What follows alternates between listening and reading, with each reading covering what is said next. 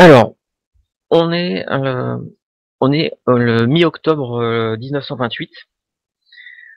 Donc chacun d'entre vous a passé sa journée, alors peut-être au boulot ou pour certains à peindre, ce genre de choses. Euh, alors, dans un premier temps, on va chacun, si vous voulez bien, va présenter son perso en quelques phrases. Voilà, c'est ce qu'il fait dans la vie, ce que c'est voilà son occupation, quelques détails physiques, peut-être quelques détails de caractère. Voilà, mais vraiment, c'est juste quelques phrases, c'est juste histoire de poser un petit peu les personnages le, en ce début de campagne. Et comme on est entre gens bien élevés, on va laisser ce sera honneur à Isalia qui va nous présenter son perso. Donc, à toi, on t'écoute. Oui. Eh bien, je m'appelle Anne Clark et je suis née à Londres il y a bientôt 30 ans, mais pas encore. Et moi, mon truc dans la vie, c'est que j'ai vraiment rencontré une passion, c'est la psychiatrie, la psychanalyse. Et du coup, pratiquement toute ma vie tourne autour de ce métier, parce que j'en ai fait mon métier, bien sûr. Et, et sinon, plus personnellement, je suis née dans une famille plutôt d'origine modeste, avec quelques frères et sœurs, mais voilà, on a des affinités plus ou moins grandes selon selon les frères et sœurs qu'il est question. Et puis sinon, depuis 2 ans, mon intérêt pour on va dire, pas forcément la psychanalyse ni la psychiatrie, mais vraiment la psychologie des gens s'est accrue lorsque j'ai été amenée à contribuer à la résolution d'une enquête en essayant de retrouver un criminel en aidant, car il avait une psychologie bien particulière et donc ça nous a permis d'obtenir des informations sur lui, de cerner son profil psychologique. Et depuis ces 2 ans-là, régulièrement, mon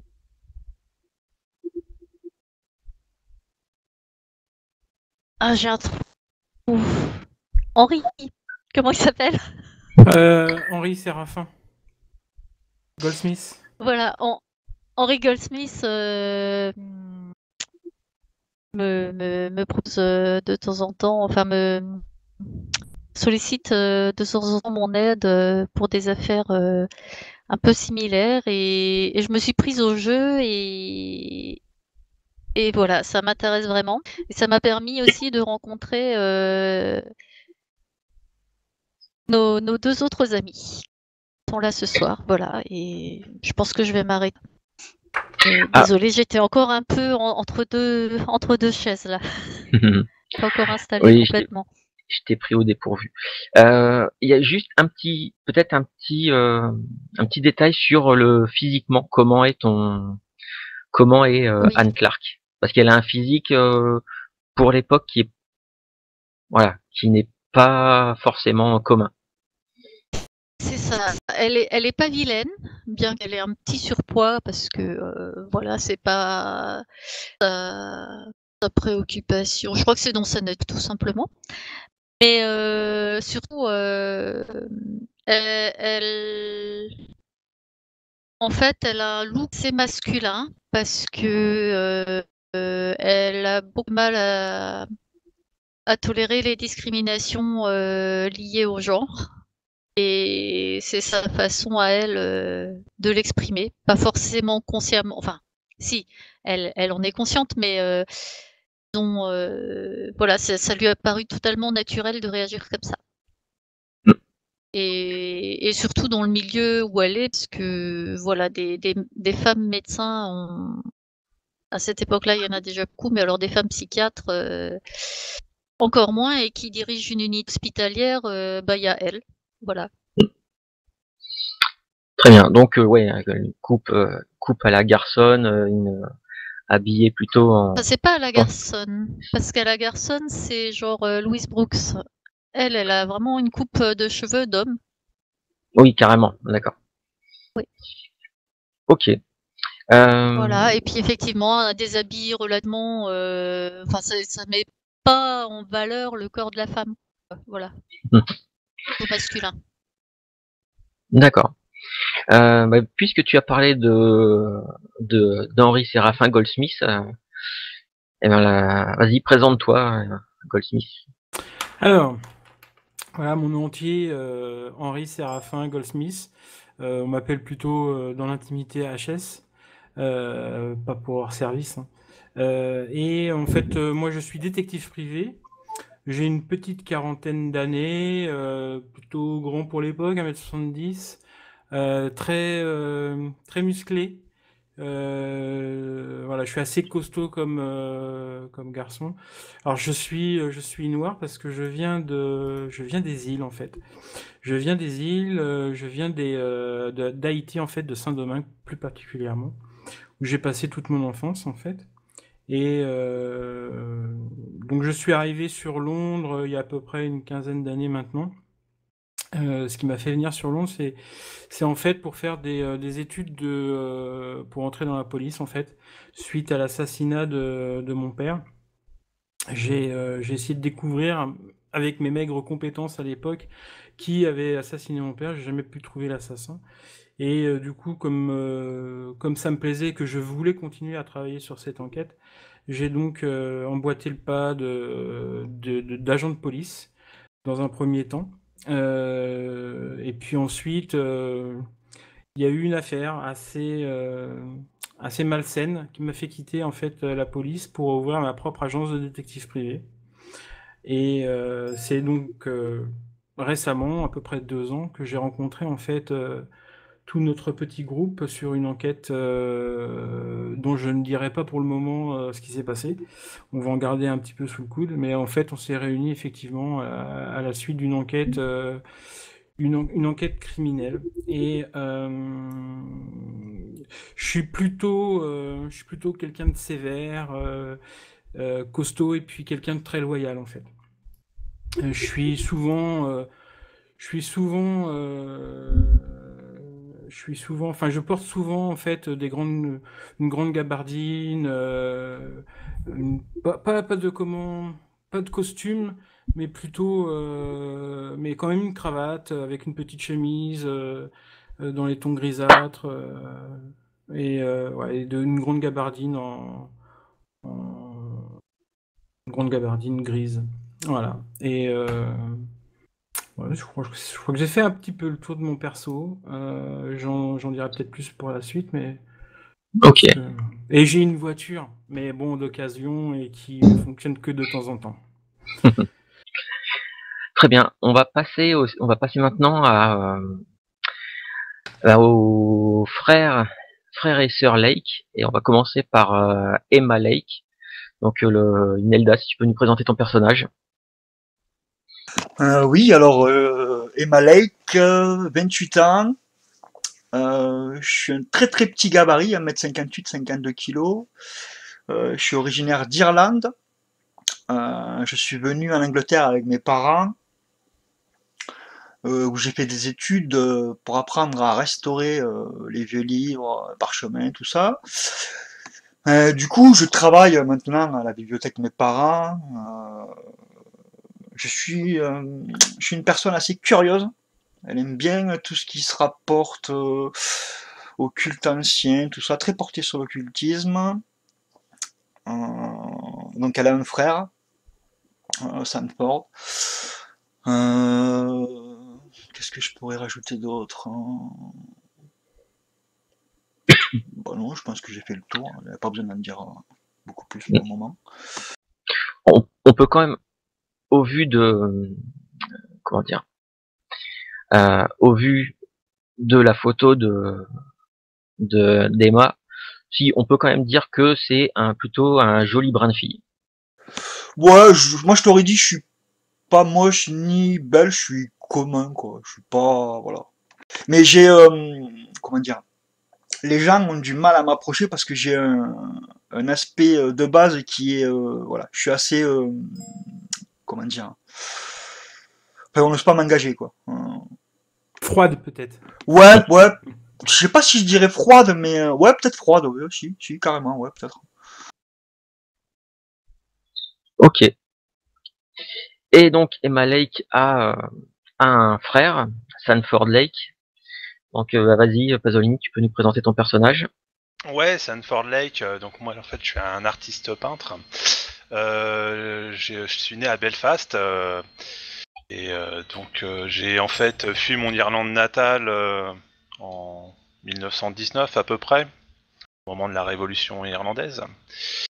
Et après, donc, dans le cadre de mes souhaits de devenir peintre, je suis parti en Allemagne poursuivre des études d'art à l'école Bauhaus. Et les 2-3 premières années, j'étais complètement en phase avec leur démarche et petit à petit, des cauchemars sont apparus d'une manière récurrente. On fait prendre du recul par rapport à leur tendance artistique un peu trop géométrique pour plutôt aller m'orienter vers le surréalisme. Suite à cela, donc j'ai quitté cette école, c'était vers 1923 à peu près, et je suis retourné à Londres justement pour rejoindre mes parents et puis ma sœur. Et elle m'a mis en contact justement avec Henry Sephar Goldsmith, et notamment pour lui apporter mon expertise, voilà, sur certaines affaires en rapport avec le milieu artistique.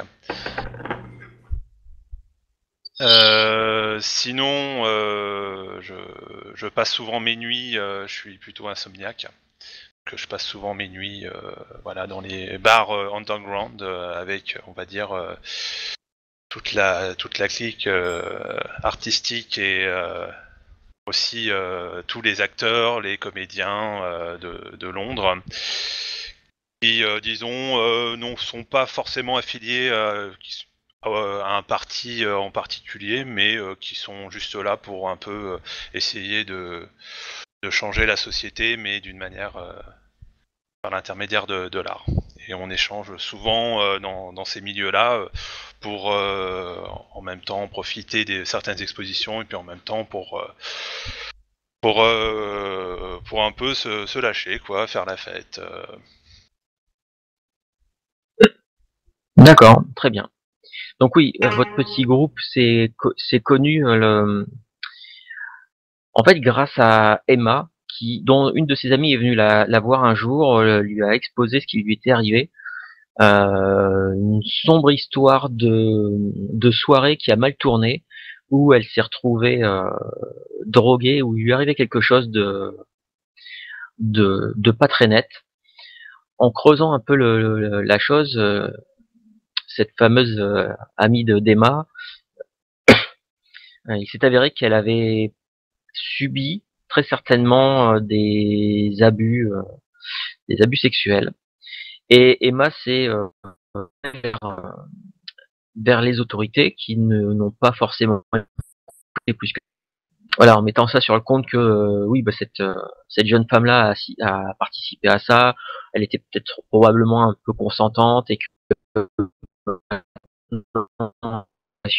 voulait retourner la situation, finit par se tourner vers un cabinet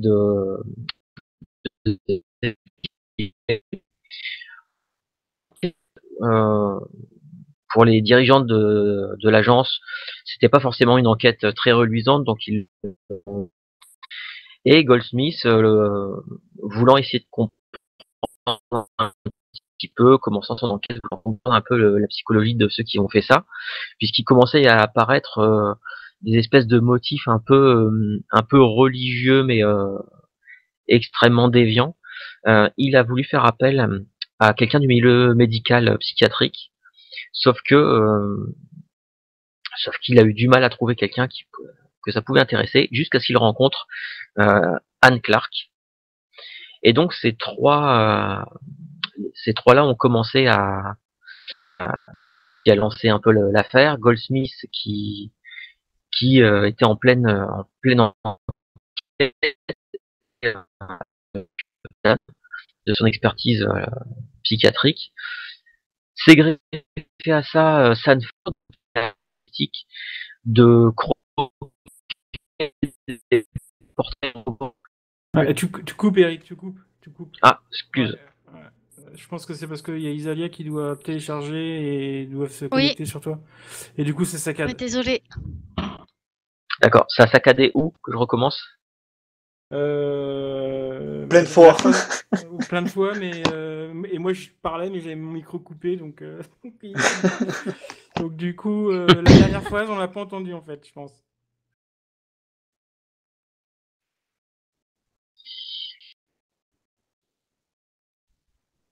Là, tu nous dis tu as fini de... Ouais, vaut mieux que quand c'est chargé, comme ça je reprends à ce moment. Ouais.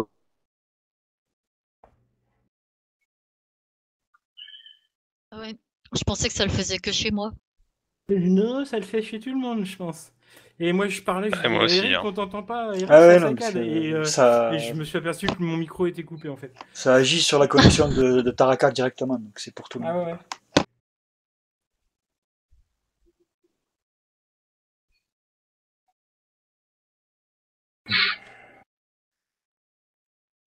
Du coup, j'en profite, je reviens dans 30 secondes.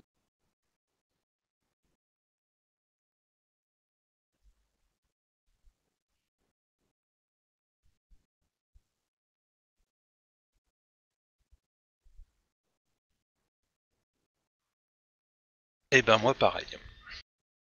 Ok, allez-y.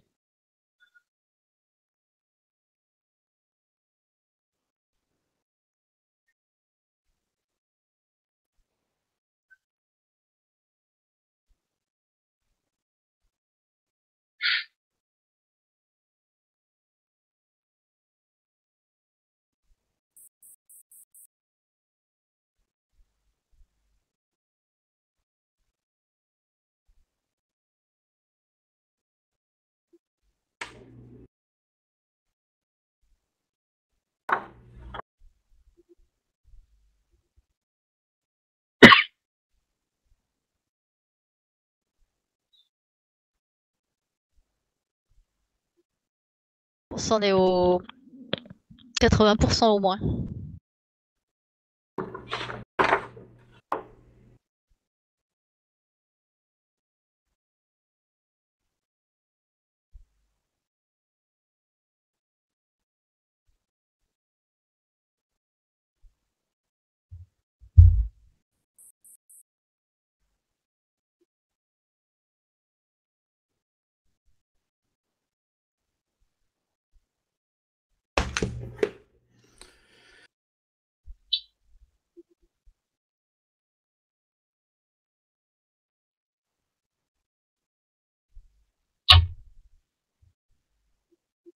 C'est la séance maudite. Ah ouais, non, mais s'il y avait que ça serait bien.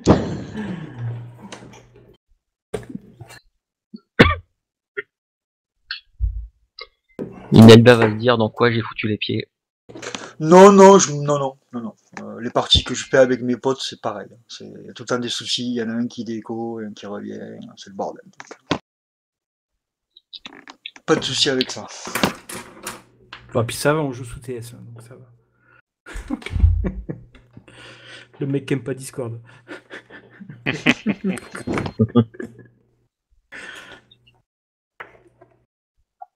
Ouais, c'est vrai ça. Pourquoi vous jouez pas sur Discord? Oh mon dieu.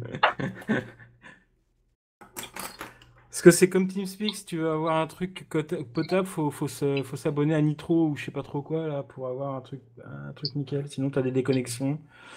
En plus, au niveau Un parc. de quoi? C'est normal qu'il n'y ait pas nos photos? Ou c'est chez moi que ça merdoit? Non, j'ai aussi. Il y a nos photos là, tous, oui. Ah, moi j'ai personne, j'ai que des médaillons gris. Ah, ça va C'est arriver. bizarre. Ah bah Les portraits vont arriver. attends. Ok. C'est- Ah, oui, ça y est, je vois ça arrive. Goldsmith. Ah, je vous vois tous. Bonjour. Coucou.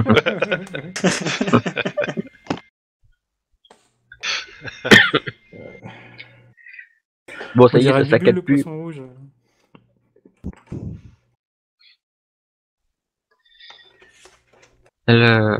Ok, du coup, je sais plus où j'en étais. Bon, je pense que tu peux reprendre. Hein. Ouais, tu peux tout reprendre en fait. Hein. Reprendre. Tout reprendre. Ok. Ouais, parce que ça a saccadé et puis Ça après saccadait, hein, ça ça se remettait saccadait pas bien mal. et puis ça repartait à chaque fois en vrille. D'accord, Ça ok. faisait itinéraire SFR quoi. Ouais. Ok, bon bah tu vas avoir du boulot de montage. Tu vas avoir de la coupe à faire. T'inquiète. Ok. Donc, votre petit groupe se connaît depuis 2 ans, à l'initiative d'Emma Lake, qui a voulu aider une de ses amies, du nom de Marie-Elisabeth, qui est venue la voir et s'est confiée à elle d'une mésaventure qui lui était arrivée au cours d'une soirée qui avait pris une tournure un peu spéciale, puisque la pauvre Marie-Elisabeth droguée, et ce qui lui arrivait après était encore moins agréable. Emma a poussé Marie-Elisabeth à aller voir les autorités, sauf que les autorités ont un peu pris l'affaire de haut, dans le sens c'est voilà une jeune femme qui va à une soirée où il y a pas mal de gens qu'elle connaît pas forcément, ça boit beaucoup et tout ça. Bon, peut-être qu'elle était elle était peut-être plus consentante que ce qu'elle est venue que ce qu'elle disait. Donc ils ont un peu rejeté le truc. Emma s'est tournée vers un cabinet de détective privé qui, recevant cette affaire, l'a acceptée, mais l'a donnée à Goldsmith, un privé qui a l'habitude de récolter les affaires les moins glorieuses et les plus sales.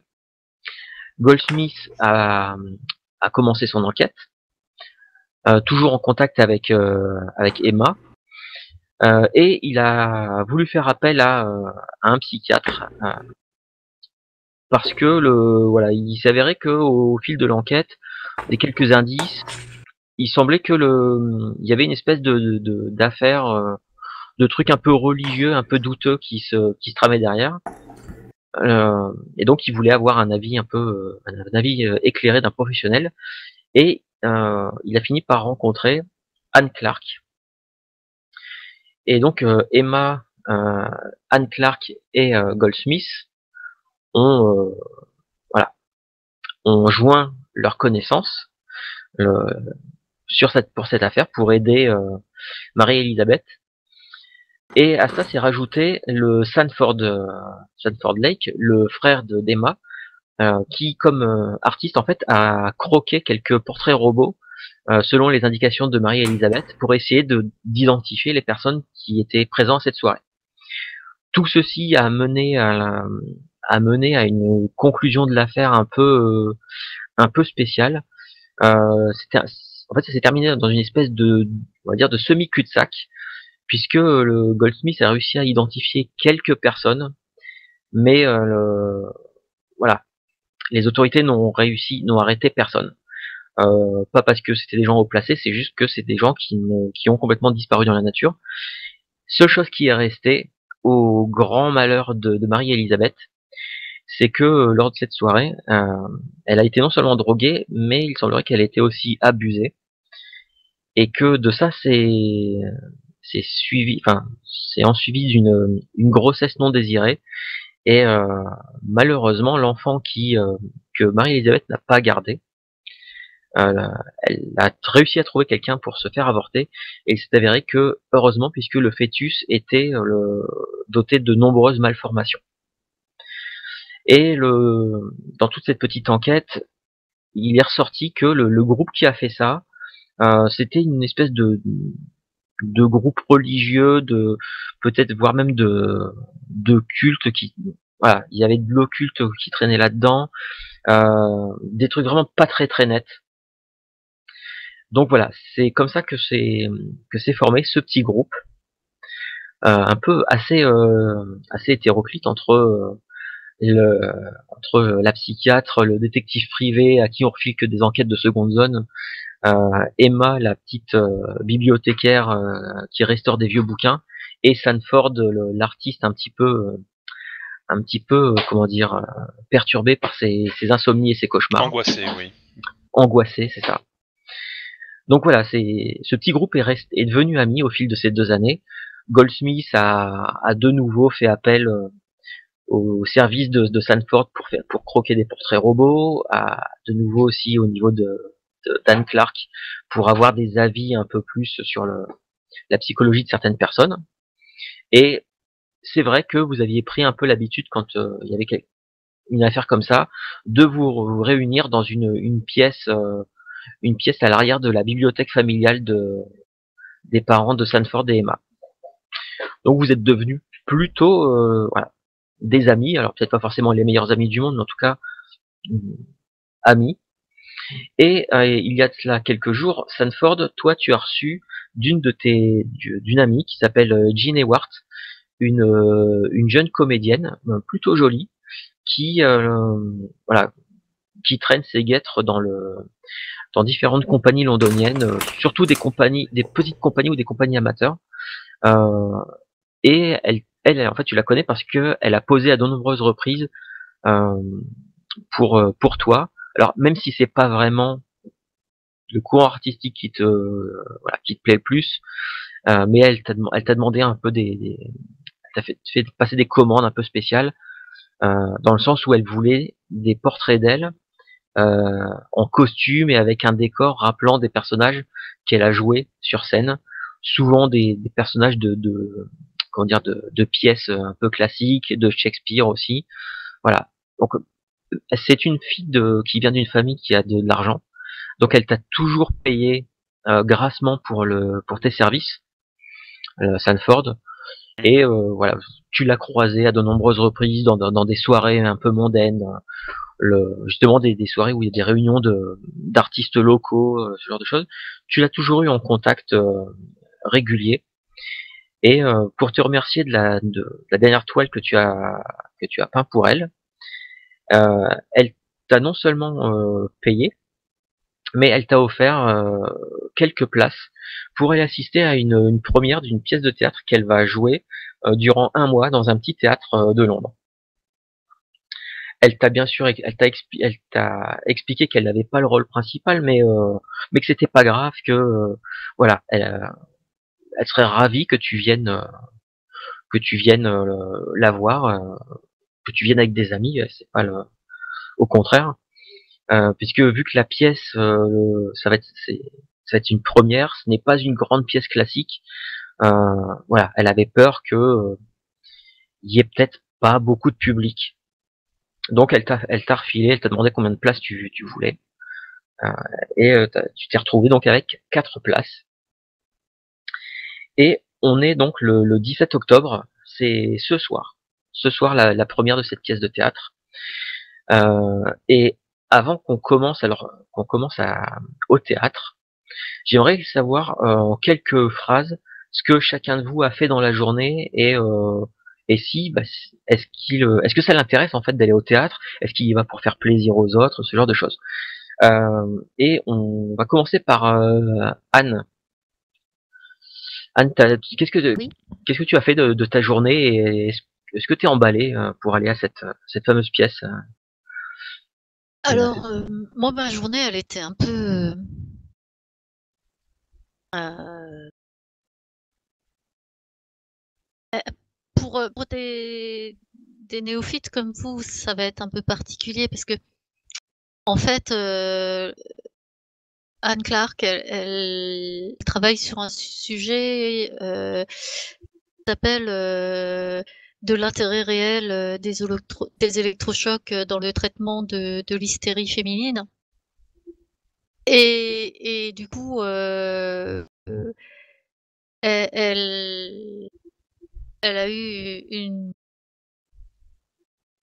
elle a administré des électrochocs à une patiente aujourd'hui, alors que si elle suit ce sujet, c'est bien qu'elle est pas tellement.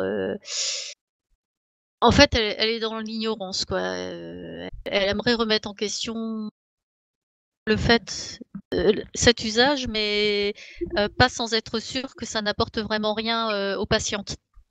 Mm. Donc voilà, du coup, c'est une journée intéressante, mais c'est toujours, même si elle est blindée, c'est quand même émotionnellement chargé. Donc une pièce de théâtre ce soir, et ben pourquoi pas, parce que ça va lui changer les idées émotionnellement justement, et voilà, elle va se remplir un petit peu de choses sympathiques, et puis elle en a entendu parler justement. Je crois que c'est Sanford qui en a parlé l'autre jour, et voilà, ça paraissait pas mal, même s'il D'accord. n'était pas hyper enthousiaste. Et est-ce que tu vas faire un effort particulier pour t'habiller pour aller au théâtre, ou tu vas y aller comme tu es, c'est-à-dire en t'habillant en homme, ou est-ce que tu vas choquer tout le monde, enfin tes amis, en y allant en robe? Parce qu'à mon avis, je pense que tu me diras le contraire si c'est le cas, mais est-ce que je pense pas qu'ils aient vu souvent Anne habillée de façon plus féminine? Si, enfin, Si? à certaines occasions comme celle-là, je mets une robe, mais comme je sais pas s'il y a ma photo en robe. Ah non, j'ai oublié de la mettre, excuse. Je la mettrai pour la prochaine Ouais, fois. ouais, voilà, donc tant pis, ça vous fera une surprise. Ok, très bien. Donc, d'accord. Une journée un petit peu intéressante, mais éprouvante, et une envie de t'aérer un peu de changer les idées, de t'aérer la tête le soir avec une pièce de théâtre. D'accord. Voilà, Euh, et effectivement, en robe, on va dire, on la remarque plus que quand elle est habillée en homme. d'accord, ok. Ça marche. Euh, on va passer à Goldsmith. Ouais. Ben moi en fait avant d'aller au théâtre, ça fait quelques jours que je suis sur une enquête en fait. On m'a contacté, un homme m'a contacté, la quarantaine. On sent que le gars il est pas fortuné, mais il m'a demandé en fait de retrouver sa femme. Alors, Mhm. il s'appelle Clark Erasmus, et sa femme s'appelle Alexandra. Et en fait, elle a disparu depuis quelques jours. Donc du coup, je l'ai eu en entretien pour savoir pour quelle raison elle aurait disparu, si elle avait été enlevée, si elle n'aurait pas quitté le domaine familial, etc. Et du coup, donc je suis sur cette enquête en fait pour retrouver sa femme. D'accord. Donc j'ai passé ma journée effectivement à discuter avec l'entourage de cet homme, et savoir ce qu'il aurait bien pu se passer. J'ai été chez lui, vérifier deux, trois choses. Mais apparemment, pour moi, c'est pas une disparition sauvage, puisqu'il y a encore ses affaires. Elle n'a pas pris d'affaires, donc pour l'instant, je suis entre soit elle s'est fait enlever, soit elle s'est fait assassiner, on n'a pas encore retrouvé son corps, des choses comme ça, ou soit il y a eu un accident. Voilà. D'accord. Et je vais faire un effort vestimentaire. J'ai pas une garde-robe non plus conséquente, mais pour ce soir, je suis très emballé d'aller voir cette pièce de théâtre. J'ai jamais réellement été au théâtre, je sais pas du tout comment ça se passe, etc. Donc effectivement, je vais faire un effort sur ma tenue vestimentaire en prenant peut-être un nœud papillon, des choses comme ça. Même si le nœud papillon, je sais pas trop bien le faire, mais ce sera voilà, je vais me débrouiller pour essayer d'avoir effectivement une tenue vestimentaire propre, et qui change un peu de ma tenue habituellement de travail, quoi. D'accord. Ok. Et je viendrai en voiture. Ok. Et on va passer à alors Sanford et Emma. j'ai une petite question que j'ai oublié de vous poser avant.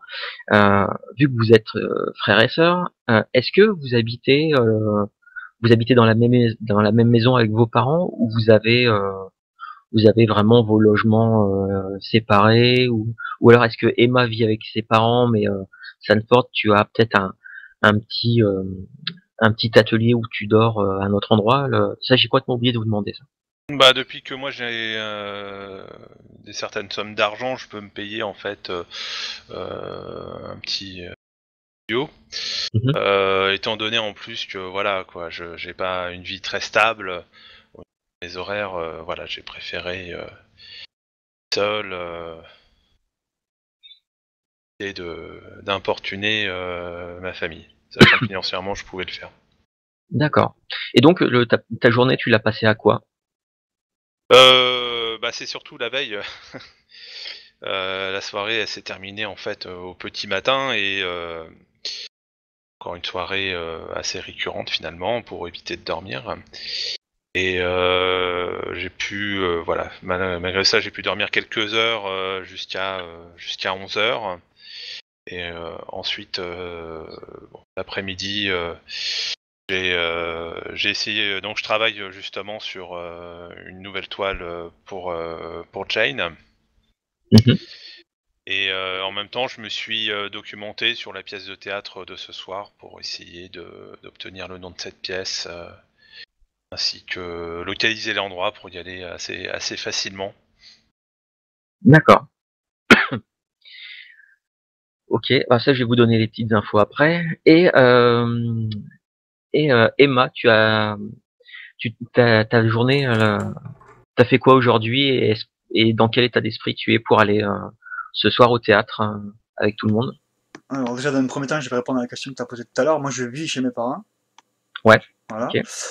Ensuite, j'ai passé la journée à la bibliothèque. Hein. La matinée, j'ai fait du rangement, un classement. En fin d'après-midi, il y a un client qui est passé pour faire restaurer un vieux bouquin qu'il avait. Donc du coup, j'ai passé l'après-midi dessus. Et pour ce qui est du théâtre, je sais pas si j'ai l'occasion d'y aller souvent. Mais oui, je suis assez content d'aller au théâtre. Euh, J'aime bien aller au théâtre. D'accord. Ok. Alors, concernant la pièce de théâtre, le truc, c'est que Gene Ewart a maintenu un peu une espèce de chape de mystère là-dessus, puisque sur le ticket qu'elle vous a remis, il y a juste l'adresse. Donc c'est le théâtre, le Scala Théâtre, qui se trouve à Charlotte Street, dans le quartier de Londres Ouest. Il y a juste la date et l'heure de début, et mais rien de plus. C'est même quand Sanford, quand tu as discuté avec Jean, elle est pas rentrée dans le détail. Elle t'a juste dit que voilà, c'était loin de ce qu'elle faisait d'habitude, mais que voilà, c'était plutôt stimulant de d'explorer comment dire, de nouveaux voilà, de nouveaux domaines. Donc elle avait l'air d'être plutôt voilà, plutôt impatiente. Mais on connaît pas le titre de la pièce. Mais voilà, elle ne t'a rien dit du tout. Quand tu lui as fait remarquer de savoir quelle pièce c'était, elle est restée. En fait, elle t'a juste fait un petit sourire en coin en te disant que bah, si tu voulais savoir, il va falloir que tu le sauras une fois que tu seras installé là-bas, et que voilà. Ouais. Voilà, elle est vraiment, ça a été, elle t'a un peu taquiné là-dessus, mais elle a pas du tout lâché le morceau. Mais elle t'a quand même promis que voilà, la soirée allait être. En plus, là c'est la première, donc la soirée allait être assez exceptionnelle. Et donc, vous vous êtes tous retrouvés devant ce fameux théâtre Scala. Je vais vous partager. euh,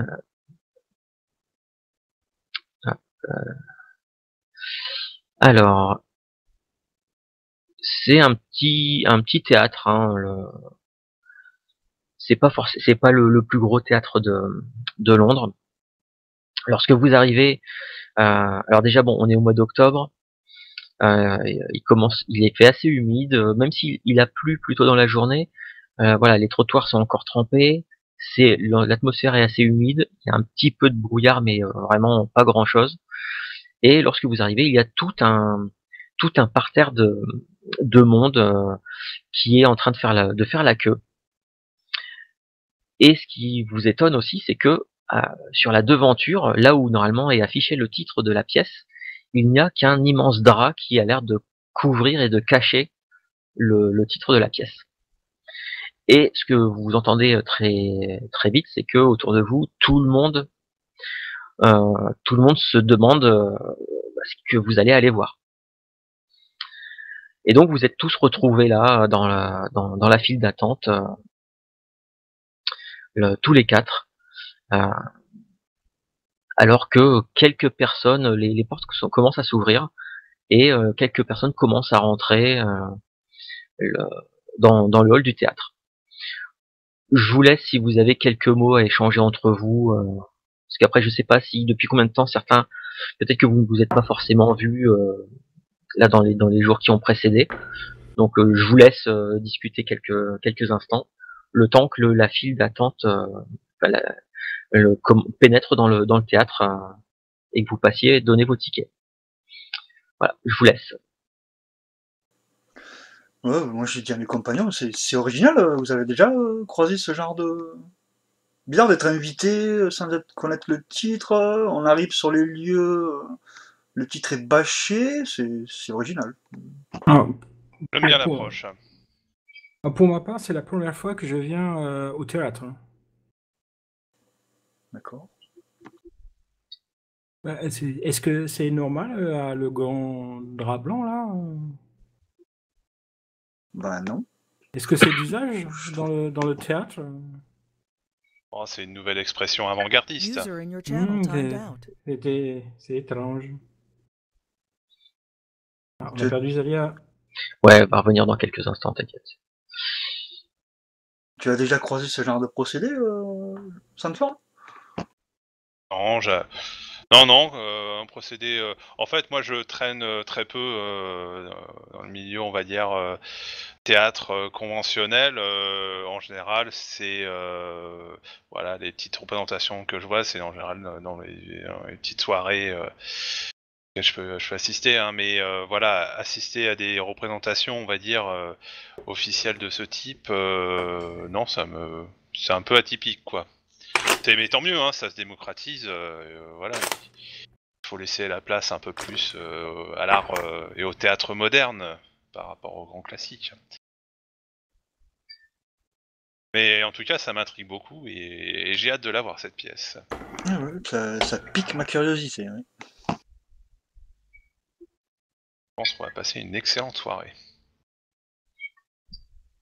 Alors autour de vous, hein, comme je disais, vous entendez un peu quelques conversations, des couples qui se rejoignent pour assister à la pièce. Ce que vous entendez surtout tout autour de vous, c'est que voilà, personne ne sait exactement de quoi ça parle.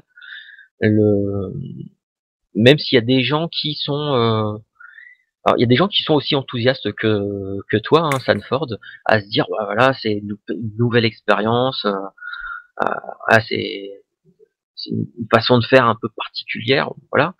D'autres qui sont limite d'être outrés que ça se passe comme ça. Que c'est quand même pas normal. Ils ont voilà, on leur a annoncé. On leur a annoncé que il y a une pièce de théâtre allait se tenir ici, pas moyen de savoir ce que c'est, et en plus bon voilà ils ont un abonnement au théâtre, et voilà ils payent suffisamment cher leur abonnement au théâtre pour savoir quelle pièce ils vont à quelle pièce ils vont venir assister, donc voilà il y a quelques personnes qui sont un petit peu mitigées là-dessus. Et du coup, vu que moi je suis très très curieuse, il n'y a pas moyen de... La bâche, elle recouvre vraiment tout le truc, où il n'y a pas moyen d'avoir une lettre, quoi que ce soit, rien du tout? Vraiment il y a moyen de rien voir? Non, tu vois que ça a vraiment été fait, même un coup de vent D'accord, ne ouais. fait pas, ne soulève pas la bâche. Et Ok. donc la foule avance. Vous arrivez, au niveau de la, comment dire, au niveau de l'entrée où vous devez donner votre ticket. Et dans le hall en fait a été décoré avec d'immenses tentures. Alors c'est des tentures qui sont vraiment rouge sombre, et surtout vous distinguez les gens qui récupèrent les tickets, les gens qui récupèrent les tickets, les gens qui vous font entrer dans la salle, sont tous vêtus de façon assez particulière. Ils sont tous vêtus avec des espèces de toges un peu romaines. Donc même le personnel, peut-être que le personnel a mis des uniformes, comment dire, au diapason de la pièce, peut-être. En tout cas, voilà, en plus les lumières sont assez tamisées. Bon, comme je disais tout à l'heure, hein, il y a des gens, ça attise leur curiosité. Il y en a d'autres qui râlent un petit peu parce que voilà, on ne sait pas trop ce que vous allez voir. Le, le guichetier est habillé comme un Romain. Voilà, ça gêne certaines personnes, mais bon. On finit par vous emmener dans la grande salle et vous placer.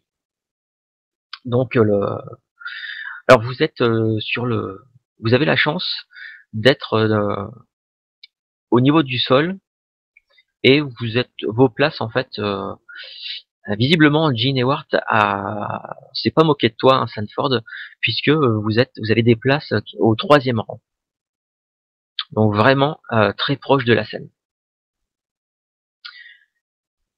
Autour de vous, les gens s'installent. Mine de rien, vous vous rendez compte que la salle n'est pas entièrement remplie, mais pas loin. Il y a des gens au balcon. Euh, les balcons derrière vous se remplissent très vite et sont quasiment pleins. Euh, et bah, je sais pas, à moins que vous me dites, si vous me dites que vous avez encore, vous voulez discuter encore entre vous. Non, je voudrais juste savoir, tout le monde, enfin, ceux qui sont vêtus de toges romaines, c'est des acteurs ou c'est des gens Ah, tu vois clairement en fait, c'est les gens qui récupèrent les tickets. Ouais, Il y a c'est le aussi, personnel. Ouais. ouais, c'est le personnel, ouais, c'est le personnel. Oh, moi, je serais plutôt la bouche bée en fait par rapport à tout ça, parce que j'ai pas trop l'habitude de fréquenter le petit monde du théâtre, de la comédie, etc. Et de voir les gens comme ça en tenue de Romain. Bah déjà, je me dis, oh, ah, ça doit être. La pièce doit sûrement être basée sur l'Antiquité ou les choses comme ça, tu vois. Mm. Je me dis ça. Et puis, mais ça me fait sourire en fait, et je suis un peu. Tu sais, comme un petit enfant qui découvrirait des manèges, des choses comme ça. Donc, je regarde un petit peu partout, les décors, les voûtes, les colonnades, etc. Tu vois. Je suis un peu émerveillé par ce que je vois, parce que je pense, la première fois que je vais en théâtre, en fait, quoi. Ok. Moi, je suis en train de me dire en tout cas que tout peut arriver au niveau de la pièce. Je me dis que ça peut être le pire, à savoir un monologue d'une poésie grecque pendant 3 heures. Ou alors je me dis que ça peut être beaucoup plus, on va dire, plus dans l'esprit péplum. Mhm. Hélène de Troie, tout ça. Ouais.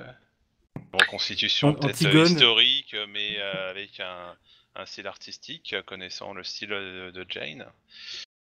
J'ai envie d'approcher d'autres horizons. Donc voilà, je m'attends au pire comme au meilleur. Alors pour moi, le pire, voilà, ce serait un monologue pendant 3 heures, et surtout pour D'accord. devoir rester éveillé, ça va être très compliqué, quoi. D'accord. Et Finalement, ce serait peut-être bon pour moi. Emma et Anne, par rapport ouais, est-ce que vous avez votre sentiment là que vous avez vu donc ouais, quand je disais le personnel qui est vêtu d'espèces de toges romaines, vous ne savez toujours pas le nom de la pièce, même si vous pensez que vous n'allez pas tarder à le savoir, puisque il y a un des employés qui est en train de passer, de distribuer un petit fascicule, apparemment une petite brochure sur ce que vous allez voir. Donc, je sais pas, Anne et Emma, si Ouais, moi je suis assise, je commence à me détendre et en voyant les et tout ça et puis finalement dans la foule, pas très loin de mon siège, je vois le directeur de l'hôpital où je travaille, alors ça me refroidit un peu quoi, parce que Mhm. voilà. Oui. Mais quand le programme arrive, j'arrive bien vite à oublier ce monsieur et tout le contexte qu'il représente. Donc je pense que je vais passer une bonne soirée quand même. D'accord. Et toi, Emma, t'es toujours Ah, moi, je suis impatiente que ça commence, en fait, parce que comme je suis très curieux, je suis déjà, voilà, quoi. J'aimerais bien savoir qui va être joué. Donc, d'accord. je suis très impatiente, quoi. Bah justement, il y a l'employé qui distribue les petits fascicules finit par arriver à vous et vous en tend un à chacun et vous allez enfin découvrir plus d'informations sur la pièce que vous êtes venu voir.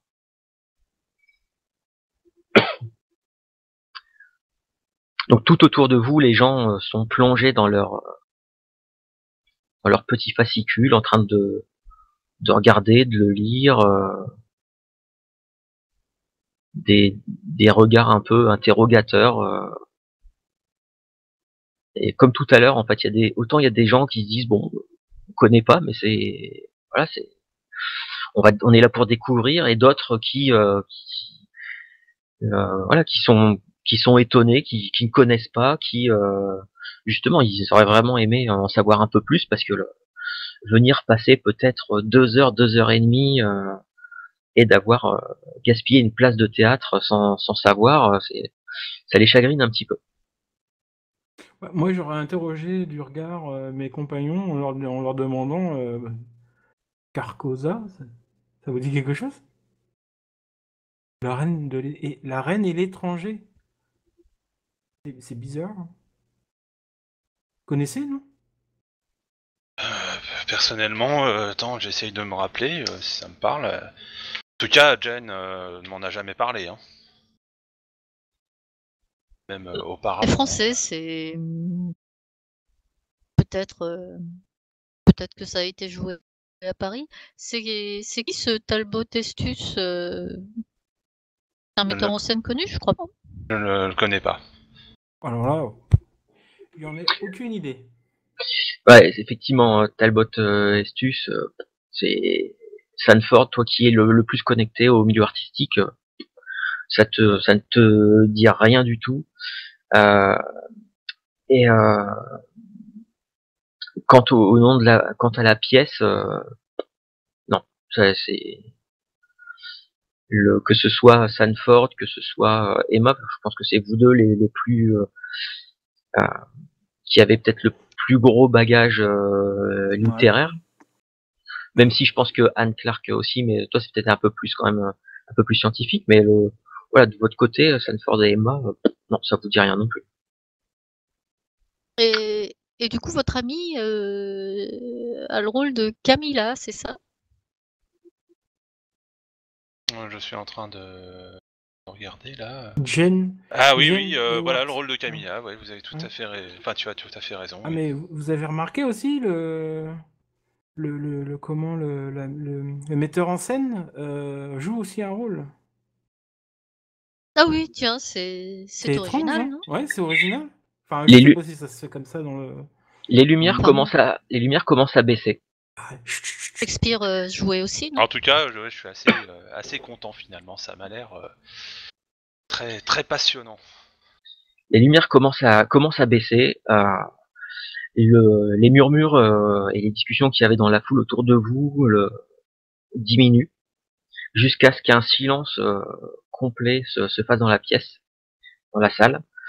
Euh, les coups traditionnels pour annoncer le début de la pièce euh, alors ne se font pas entendre. Ça a l'air d'être plutôt des gongs qui sont frappés, mais voilà, pour annoncer avec les 3 coups qui annoncent le début.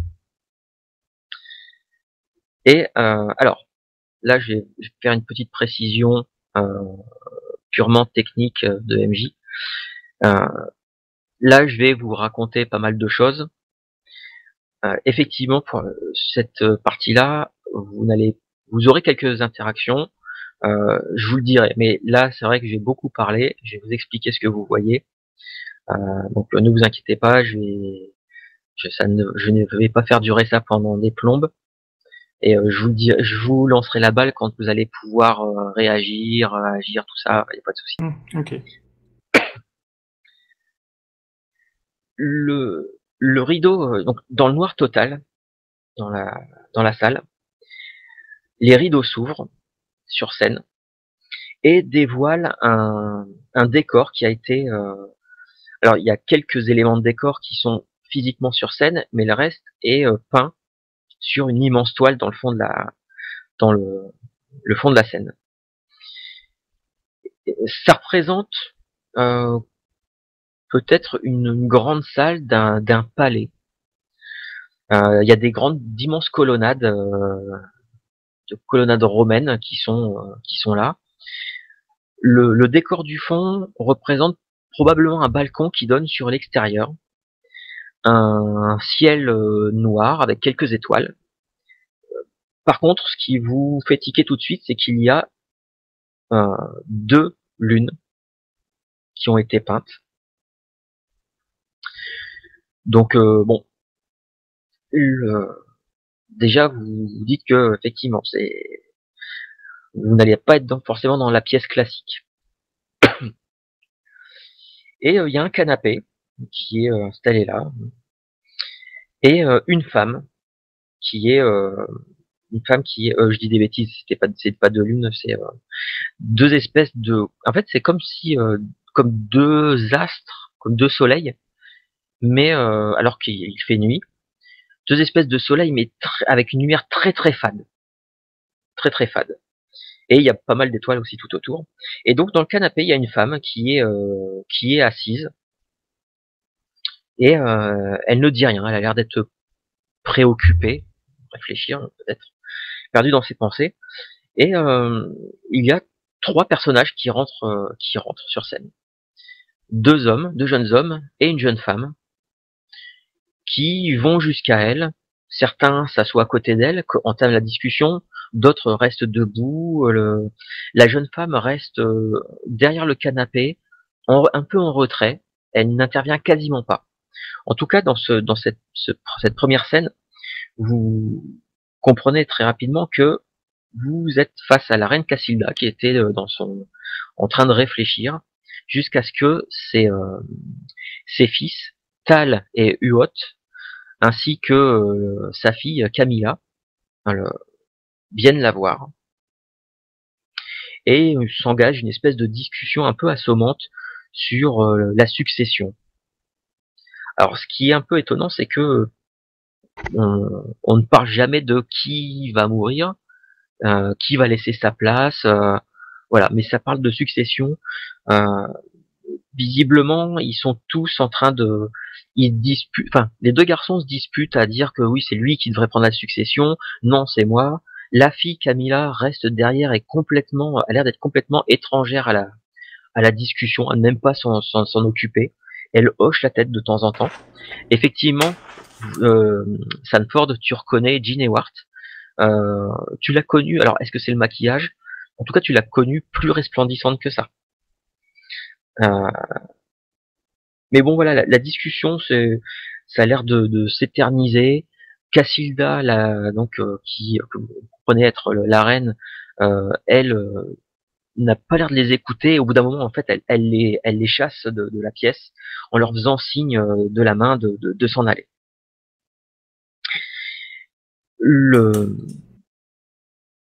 Pardon. Finalement, alors, petit détail, tous, même voilà, Sanford peut-être plus que les autres, en fait, vous avez l'impression de voir une espèce de théâtre amateur. C'est pas c'est pas juste dans le ton. Il y a des moments où vous avez l'impression que un des acteurs a oublié peut-être sa réplique et du coup il y a une espèce de silence qui s'éternise avant que il y ait un sursaut et que ça y est, reprenne son texte. En tout cas voilà, ça donne une espèce d'impression de théâtre amateur. En plus l'intrigue qui a l'air de se poser a l'air d'être un peu voilà, ça a pas l'air d'être très très passionnant pour l'instant. Ça manque de détails. Arrive la scène 2 où le décor a été changé. Il y a toujours il y a toujours ces espèces de colonnades. Par contre, ils ont installé une table, plusieurs chaises. Le fond a été changé. Vous avez l'impression d'être dans une espèce d'immense salle de réception. Et la reine Cassilda, donc elle est debout à côté de la table, en train de lire un parchemin qu'elle déroule dès le début de la scène. Et elle lit à voix haute. Apparemment, il y aurait une guerre qui serait en train d'apparaître entre le royaume d'Astur, dont la capitale se trouverait Ithil. Alors, apparemment, ce que vous comprenez, c'est que Ithil, c'est là où se situe l'action. Et une guerre donc entre le royaume d'Astur et le royaume d'Alar. Donc là, oui, effectivement, c'est un élément de plus qui vous fait dire que vous êtes vraiment parti dans quelque chose de fantastique. Et apparemment, selon le rapport qu'elle est en train de lire, la guerre est quasiment inévitable. Et alors qu'elle est en train de lire ça, il y a un gamin qui rentre sur scène, qui se dirige vers la reine et qui commence à la houspiller un peu, qui demande de l'attention. La reine, plongée dans sa lecture, ne s'en occupe pas trop, et le gamin commence à tirer sur sa robe, à la bousculer un petit peu, à lui parler de plus en plus sèchement. Bon, voilà, c'est encore une situation un peu, voilà, c'est un peu spéciale. Et puis le gamin commence à lui dire, à lui parler à lui demander si elle a entendu les rumeurs, comme quoi la ville de Carcosa ne serait plus très loin. Alors voilà, une ville qui se déplace, apparemment, de ce que vous en comprenez à peu près. Par contre, ce que vous avez du mal à piger, c'est que le gamin parle de rumeurs comme quoi la ville se déplace, mais qu'elle serait dans un lac souterrain qui se situerait sous la ville d'Ithil, la ville là où se passe l'action de la scène, de la pièce. Bon, c'est complètement, c'est limite un peu absurde comme situation. Et puis Cassilda se met à chanter une vieille chanson avec des vers pas très très justes, mais bon, qui parle de la cité de Carcosa, d'un festin qui aurait eu lieu là-bas. Et un homme entre alors qu'elle finit sa chanson. Un type habillé avec des grandes toges assez colorées, portant une espèce de coiffe qui, on saurait pas dire si c'est une coiffe égyptienne ou mésopotamienne ou quoi, on sait pas. C'est un peu une espèce de mélange. Toi, Emma et même Sanford, qui avait probablement déjà pas mal feuilleté de bouquins un peu d'histoire, de représentation, de trucs comme ça. Ça fait un peu une espèce de mélange. Alors, est-ce que c'est voulu par la pièce ou est-ce que c'est les accessoiristes qui ont fait une espèce de mélange entre différents éléments de costume de différentes cultures pour que ça donne quelque chose d'un peu particulier qui sort de l'ordinaire? C'est une possibilité. Mais en tout cas, voilà, c'est ce que porte ce type, que vous comprenez comme étant un prêtre, et du nom de Nao Talba. Il se dirige vers la reine, mais quand il s'approche du gamin, en fait, il s'arrête et il fait une espèce d'écart pour ne pas s'approcher trop du gosse. Bon. D'ailleurs, il demande à la reine il lui dit il souhaiterait s'entretenir avec elle en privé. Et la reine Cassilda lui répond que malheureusement elle ne peut rien faire. Elle ne peut rien faire, il devra lui parler en présence du gamin. Et le prêtre commence à expliquer à la reine Cassilda que il y a l'air de se passer quelque chose en ville.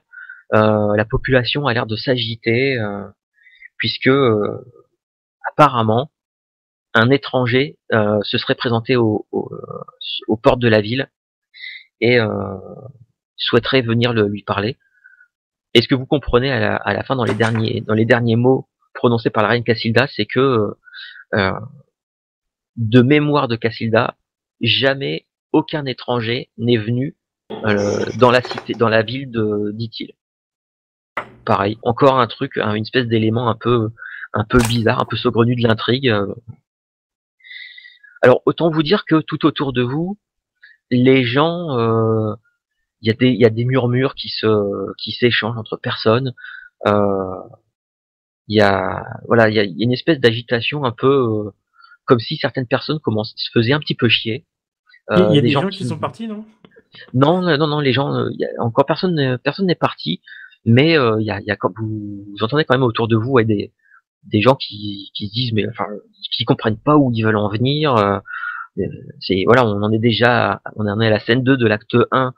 On comprend toujours pas on n'a toujours pas l'ombre d'une idée de ce qui va se passer là-dedans. Il y a des trucs, des éléments qui sont balancés, ça n'a ni queue ni tête, ou alors on n'a pas assez d'informations là-dessus. Voilà, c'est un peu spécial. Je sais pas quel est votre sentiment à vous pour l'instant sur cette pièce. Moi, j'essaye de comprendre. J'interroge de regard certains de mes camarades qui sont à côté de moi, en me demandant si eux aussi comprennent quelque chose. Mais voilà, je trépigne sur place. Tu vois, j'ai un petit mouvement avec mes jambes. Quand t'es un peu énervé, tu vois, t'as les les jambes qui bougent, tu vois. Ouais. Genre des impatiences, des choses comme ça, tu vois. Bah, c'est un peu ça, quoi. Là, je suis à deux doigts de. Je reste parce que voilà, les places ont été offertes, parce que mes amis sont là. Mais si j'avais été seul, je serais déjà barré, hein. Voilà. Alors moi, en tout cas, je suis fasciné parce qu'en fait, moi, je cherche pas du tout un sens et je prends ça. Je prends la pièce telle qu'elle est, quoi, et j'essaye de ressentir justement les émotions qu'ils essayent peut-être de dégager, quoi. Mhm. Et comme un tableau, j'essaye pas forcément de comprendre l'œuvre, mais de ressentir. D'accord. Donc je suis vraiment, en tout cas, passionné par cette pièce et je fais complètement abstraction de leur jeu d'acteur qui peut être des fois un peu limite, quoi. D'accord, ok. Anne et Emma, vous, votre sentiment pour l'instant? Moi, ça fait un petit moment que j'ai lâché, je suis en train de m'assoupir tout doucement. D'accord. Ok, et Emma? Bah, moi, mon impatience a été remplacée par l'incompréhension. Mais je continue à regarder parce que je suis curieuse. Donc je continue, malgré tout. J'essaye de choper un semblant de cohérence dans les dialogues, en fait. D'accord. Bon, vient ensuite la troisième scène. Et toi, Anne, tu vas voir dans un sursaut comment dire, de lucidité. À un moment, tu relèves la tête parce qu'il y a plus un bruit. Il y a plus un bruit sur scène. Ah. Il y a plus un bruit sur scène puisque il y a juste la reine. Le décor, tous les décors sont encore là. La scène est très peu éclairée. Il y a juste la reine qui est au milieu de la scène et elle ne dit rien pendant 2, 3, 4 minutes. En fait, c'est ça qui t'a fait tiquer. Peut-être que c'est ça qui t'a un peu sorti de ta torpeur. Tu t'es peut-être dit, ah, bah, ça devait être l'entracte, et Oui. voilà. Ou c'était fini, peut-être. En tout cas, voilà, elle est complètement silencieuse. Et puis, à un moment, elle commence à se déplacer sur scène, et en tournant la tête de temps en temps vers un coin de la scène, et elle parle. Mais elle a l'air de tenir une espèce de dialogue, mais avec quelqu'un qui n'est pas là. Donc c'est un peu difficile à comprendre, puisque toi tu n'as que les répliques de Cassilda. Et C'est du théâtre avant-gardiste, pas trop mon truc, quoi. ouais, c'est vrai que c'est un petit peu étrange. En tout cas, dans ce que Cassilda dit, elle a l'air d'être un peu effrayée, d'avoir peur que l'arrivée du roi n'entraîne la population d'Ithil dans la folie. Et ouais, effectivement, c'est vraiment bizarre parce que elle a vraiment un dialogue pendant au moins presque 10 minutes comme ça, mais c'est entrecoupé comme si elle écoutait une réponse, comme si elle regardait dans la direction de la personne avec qui elle parlait, mais il y a personne d'autre sur scène. Alors, je me permets de jeter un œil très discret vers mes compagnons autour et un peu vers les autres gens que je peux voir dans le public, voir si vraiment ça les intéresse, quoi. Ah bah tout le monde, ouais. Si je suis la seule à pas comprendre. Non, moi je commence déjà à mettre la main à l'intérieur de mon veston pour sortir une flasque. J'ai eu peur. Ça me rassure. J'ai cru qu'il allait sortir un flingue, quoi. Non, tu tires une balle. Non, moi ça me rassure. Ça me rassure que tu aies l'air de trouver le temps long un peu aussi, quoi. Ouais, mais tu vois mes jambes qui bougent, tu sais, avec l'impatience qu'on peut avoir lorsqu'on attend quelque chose. Là, il est où le crime, quoi, en fait? J'attends ça, quoi. Et une deuxième personne rentre sur scène. Donc la reine Cassilda n'est plus toute seule. La personne semble porter une espèce de longue robe, peut-être de soie, parce que ça miroite un petit peu, avec une capuche rabattue sur la tête, et portant une espèce de masque, peut-être en porcelaine, un masque intégral. Ah, du théâtre italien. Et mais le truc c'est qu'en fait Cassilda le fait comme s'il n'était pas là. Elle continue à échanger comme si elle discutait avec quelqu'un d'autre. Voilà. Et puis le rideau, les lumières s'éteignent, le rideau retombe pour signifier la fin de la scène. Alors, avant que qui que ce soit réagisse, Emma, toi, la scène a commencé. Tu t'as vu la reine qui se tenait comme à l'espèce comme dans son comme le balcon de la première scène, et tu la vois accueillir un homme assez grand, avec une espèce de grande robe toge en soie, portant un masque. Et il se dirige. En fait, ce qui est assez bizarre, c'est que quand il se dirige, il se met vraiment au milieu de la scène et il regarde le public. Et il ne regarde pas du tout la reine Cassilda, mais malgré le fait qu'il échange quelques mots avec elle. Et tu comprends que dans ce que la reine dit et ce que la silhouette dit aussi, c'est que la reine ne l'attendait pas tout de suite. Et elle a l'air de faire des efforts pour rester polie, dans le sens où c'est un peu culotté qu'il arrive ici sans avoir été convié, voilà, un peu. Et il y a tout un dialogue qui s'engage, une espèce de joute verbale entre les deux, là-dessus, alors que c'est avec des espèces de politesse, mais qui dissimulent assez mal le désappointement de la reine Cassilda. La silhouette, quand elle parle, la silhouette masquée, parle toujours avec un ton complètement monocorde. Il n'y a pas de... c'est limite, il faut se concentrer pour entendre les intonations de sa voix lorsqu'il termine une phrase, par exemple. C'est vraiment débité de façon assez bizarre. Et tu remarques, il y a quelque chose qui te fait complètement décrocher de ce qui se passe sur scène. C'est que devant toi, il y a le rang juste devant, il y a il y a un couple et clairement tu vois que la femme est pas bien. Elle est vraiment pas bien. Ça fait déjà 2-3 fois qu'elle dit à son mari que ça lui plaît pas du tout et qu'elle voudrait sortir, mais que son mari en fait l'envoie. Son mari l'envoie chier à chaque fois en lui disant que non, ils ont payé la place et que c'est magnifique. Lui, il veut pas partir. Et jusqu'à ce que la femme en fait fasse mine de se lever et l'homme lui attrape, lui empoigne le bras et lui tord le bras pour la forcer à se rasseoir. Et là, je vais te demander quel est quel serait ton sentiment par rapport à ça, pas par rapport à ce qui se passe sur la scène, mais par rapport à ce qui se passe devant toi là, la femme qui veut quitter qui en a marre, ça fait plusieurs fois qu'elle le dit à son mari, mais qui la force à rester, jusqu'à lui empoigner, lui tordre le bras pour la forcer à se rasseoir. Bah, j'aime pas ça. C'est pas, ça m'énerve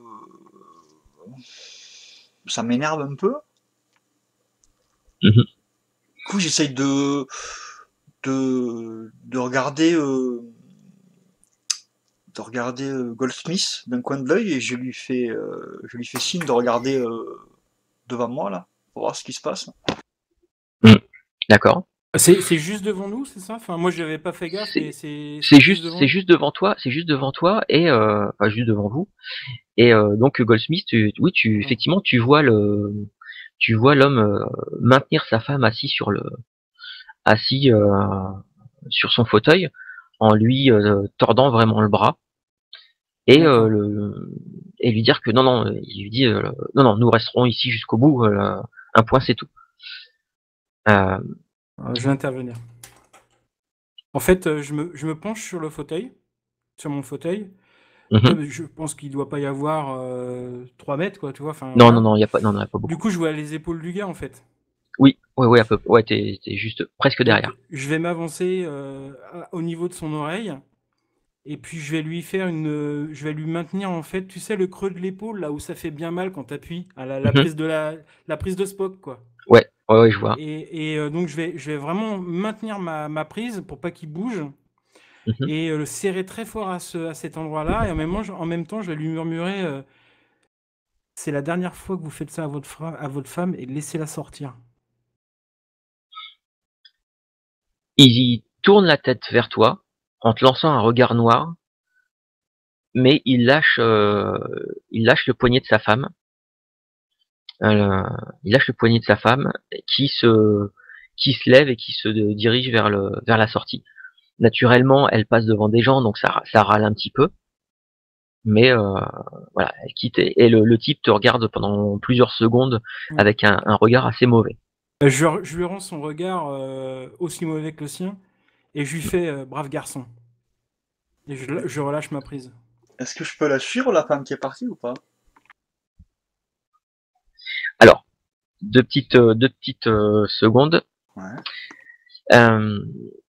Tu vas pouvoir agir après. Je voulais juste finir avec il y a Anne et Sanford. Anne, toi, sur scène, tu vois en fait l'étranger masqué avec une espèce de grande toge rentrer sur scène. Le Cassilda est là, mais elle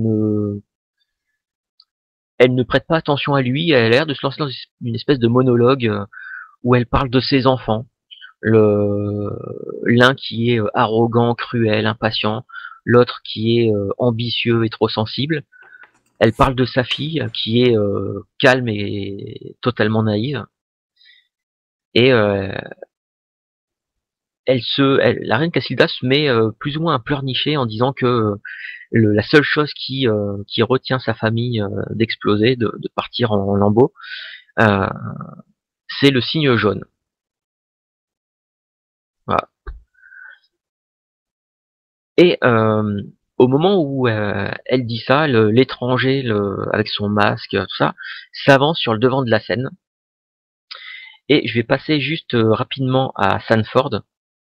Toi, Sanford, au début au début de la scène, bon, t'attends, il y avait rien, il y avait personne sur scène.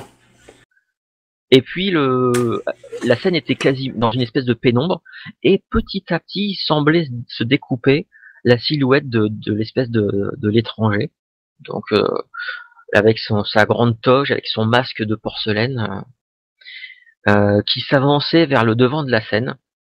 Et en fait, ça prend un bon quart d'heure où l'étranger avance un pas après l'autre vers le devant de la scène. Il ne se passe que ça. Il n'y a pas de dialogue, il n'y a rien du tout. T'as vaguement entendu que il s'est passé quelque chose à côté de toi, que Goldsmith a dû dire quelque chose à quelqu'un, à quelqu'un devant lui. Il y a la femme devant qui s'est levée. D'ailleurs, elle est passée devant toi. Ça, t'as perdu une fraction de seconde la vue sur l'étranger qui était sur le bord de la scène. Euh, ça t'a c'était un peu gonflé sur le coup. Voilà, ça se fait pas de se lever comme ça en plein milieu. C'est vraiment c'est exagéré, c'est un manque de respect envers les autres spectateurs. Jusqu'à ce que l'étranger attrape les pans de sa toge et les écarte en grand, dévoilant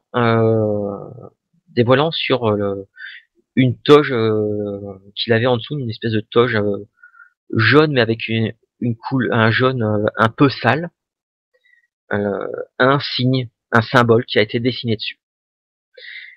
Et en fait, pour tout ce que je vous ai décrit à tous, la scène se termine comme ça, où l'étranger écarte et exhibe l'espèce de symbole qu'il a de dessiner ou de broder ou de peint sur sa toge.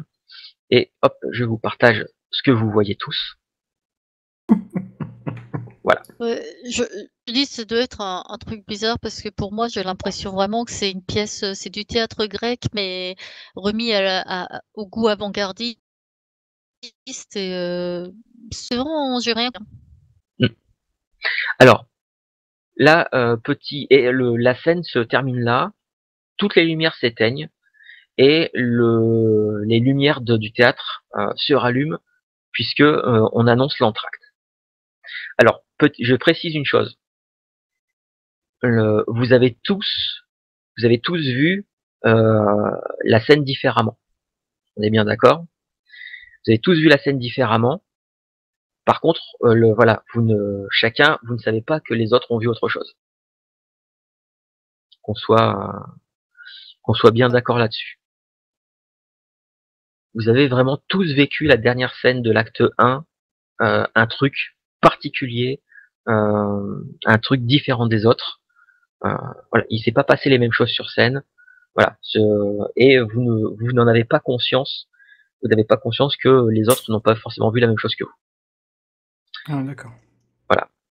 C'est pour ça que j'étais obligé de couper à certains trucs quand Emma par exemple, tu voulais te lever pour suivre la femme. C'était vraiment vers la fin de la scène, en fait tu t'apprêtais à te lever quand l'étranger a écarté sa tunique, enfin sa toge pour montrer le symbole. Et c'est sur ce truc-là, toi t'as relevé les yeux, t'as vu parce qu'il se passait quelque chose sur scène, t'as jeté un œil, t'as vu ça, et c'est à ce moment-là que les rideaux se sont refermés sur scène, que les lumières se sont rallumées. Donc voilà, c'était pour éviter que ça parte dans tous les sens. Donc voilà, autour de vous, il y a un silence qui s'éternise pendant une dizaine de secondes avant que les gens commencent à se lever et un brouhaha qui envahit tout le théâtre. Et des gens qui râlent, des gens qui ramassent leur manteau de façon assez rageuse en disant que c'est inadmissible de permettre de monter des pièces pareilles, et surtout d'extorquer de l'argent aux spectateurs pour montrer des trucs aussi ineptes. Voilà, il y a tout un tas de réactions différentes qui émergent à ce moment-là. En tout cas, je commence à essayer de me remettre de ces émotions. Mhm. J'applaudis en tout cas par, dans un premier temps, un peu par politesse et puis par l'originalité. Voilà, bon, c'est pas Oui. Sans applaudissements, mais voilà, c'est par courtoisie. Moi, j'applaudis pas du tout et Mais ça y est, c'est fini, j'ai rien compris. Hein. Je regarde Goldsmith. Ah bah là, ce n'était que l'entracte. Là, vous faites l'entracte. Il y a encore tout l'acte 2. Ah bah ça va encore durer longtemps comme ça. Et là, je chuchote à l'oreille de Goldsmith, je lui fais, je crois qu'il faut être initié. Ah d'accord. Par contre, du coup, Emma, toi, tu t'apprêtais à te lever pour suivre la femme juste au moment où les lumières se sont rallumées. Tu fais quoi? Tu poursuis dans ton idée? Oui, bah oui. Ok, très bien. Donc tu la poursuis. Alors ça va être un peu.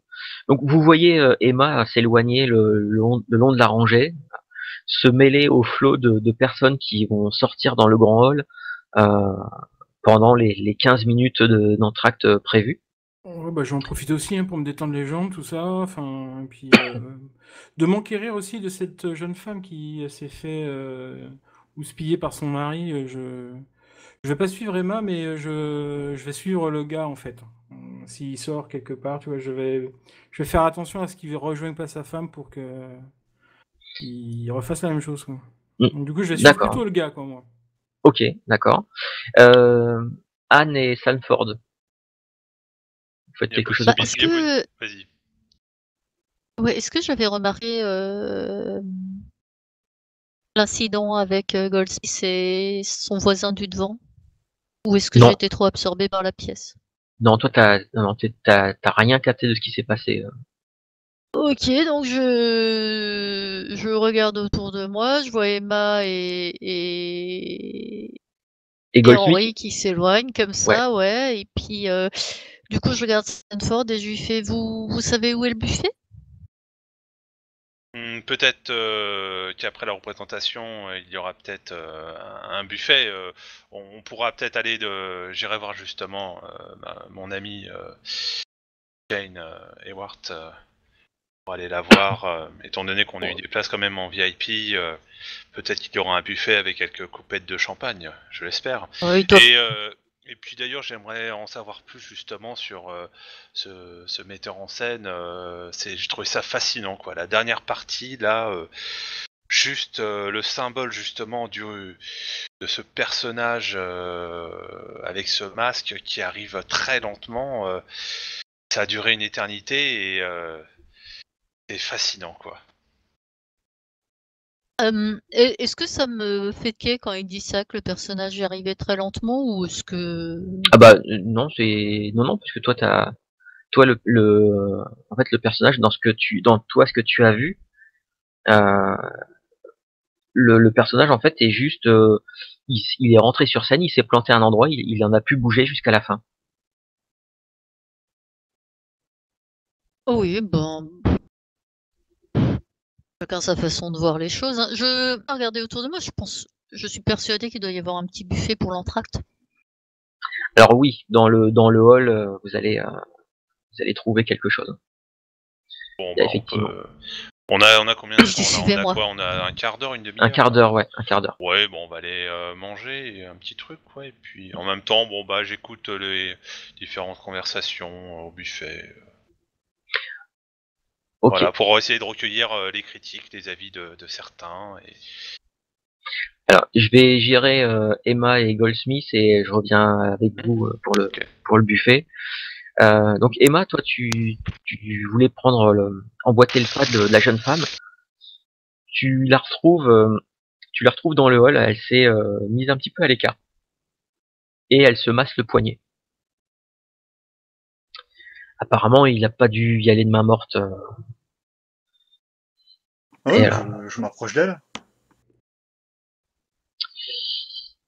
Bah, au début, en fait, elle fait comme elle te jette un regard et puis pensant que tu t'es juste approché d'elle, mais sans forcément vouloir le- l'aborder. Et puis elle comprend que bah, si c'est peut-être ce que tu voulais faire. Et elle te regarde avec des yeux un petit peu larmoyants. Et oui, qu'est-ce que vous voulez? Je lui dis, mademoiselle, ça va? Parce que j'ai assisté à la scène. Je sais pas si c'est votre mari qui était à côté de vous, mais C'est un comportement inacceptable. Ça va? Vous allez bien? Vous avez pas mal? Euh, non, non, non, non, ça va aller, ça va aller. Et tu vois qu'elle se masse elle se masse le poignet. Euh, de temps en temps, quand elle a la main qui dévoile un petit peu, tu vois qu'elle a le poignet qui est bien rouge, hein, quand même. Vous êtes sûr que ça va? Votre poignet a pas l'air super en forme, hein. Non, non, non, mais je vous remercie, je vous remercie. Je pense que je suis surtout ému par par cette pièce. Mais et ça va aller. Je pense que j'ai juste besoin d'aller me rafraîchir un petit peu et peut-être manger un petit four ou deux. Vous avez Mais, été ému par la pièce?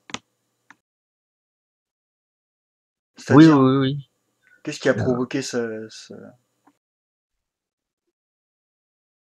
bah, cette l'histoire de cette femme qui est reine, dont les enfants ne sont pas à la hauteur pour reprendre sa succession. C'est voilà, j'essaye de, j'ai été ému par comment dire, oui, j'ai été ému par cette femme qui ne sait pas quoi faire, qui a des enfants incapables. Après tout, toute mère souhaite que ses enfants grandissent et fassent de grandes choses, et alors qu'elle, ses enfants ont l'air de montrer qu'ils sont tous plus incapables les uns que les autres. Voilà, ça m'a un peu bouleversé, mais Mais c'est pour ça que vous vouliez quitter la salle?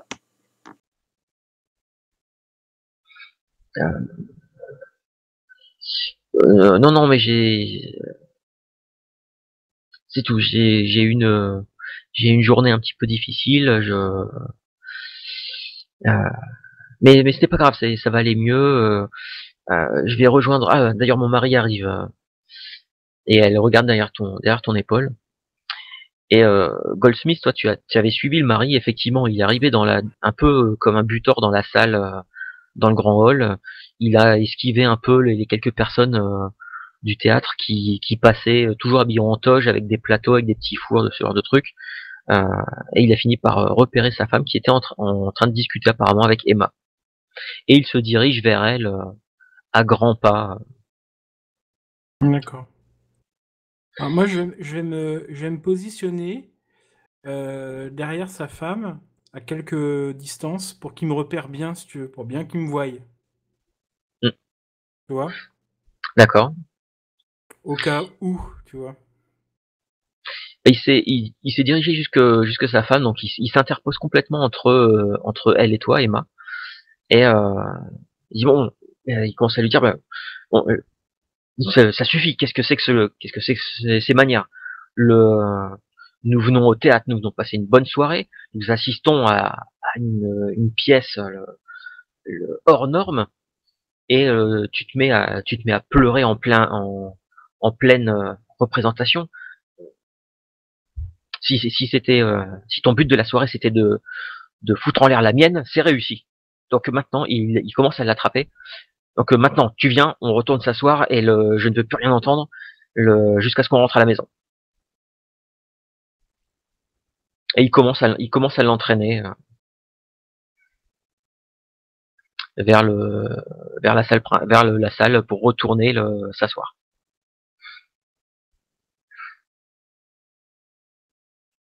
Il la prend par le bras où il y a déjà son poignet qui est... Non, là, il l'a attrapé par le bras, quasiment presque sous l'aisselle, et il a l'air de tirer, genre presque de la soulever à moitié pour l'emmener avec lui. Donc Alors, Goldsmith, toi tu t'étais placé de façon à ce qu'il te voit. Ouais. Bah en fait il est en train de l'emmener. Il te voit, il te fusille du regard, te défie du regard, mais il continue à avancer, à entrer dans sa femme. Donc il continue à la molester, en gros, quoi, mais... Enfin, pas à Ouais, la molester, mais à être violent avec elle, quoi. ouais, il est vraiment pas doux. Mm. Ok, d'accord. Est-ce qu'il y a des agents de sécurité dans le théâtre ou pas du tout, en fait Non, t'as Non, vu quelques... y a personne qui fait de la sécurité, en gros, quoi. Non, non. D'accord, ok. Euh, Et de votre côté, Sanford et Anne, donc vous êtes dirigés à la recherche de quelques petits fours, si j'ai bien compris. Euh, et donc vous êtes en pleine discussion, savoir si si la pièce est bien interprétée, ce genre de choses. Oui, bah sur le trajet pour aller au buffet, oui, c'est ce qu'on sait. Et mais en même temps, bah, j'écoute surtout des avis là de. Vraiment, je prête vraiment une oreille attentive au public. Ah bah alors t'as de tout, t'as de tout. T'as des gens qui sont mais subjugués par la pièce, qui ne font que louer l'avant-gardisme de la pièce, d'autres qui ne comprennent pas, qui disent que c'est voilà, limite c'est de la merde, hein, clairement. Il y a des gens qui s'en vont, qui ont récupéré leur manteau et qui quittent le théâtre, notamment Je une personne qui part en vociférant que le directeur du théâtre le entendra parler de lui et euh, d'avoir permis d'avoir permis la représentation d'une telle horreur.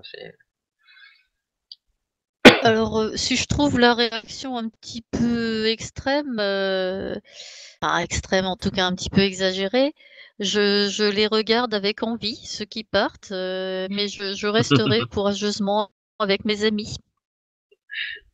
Ok.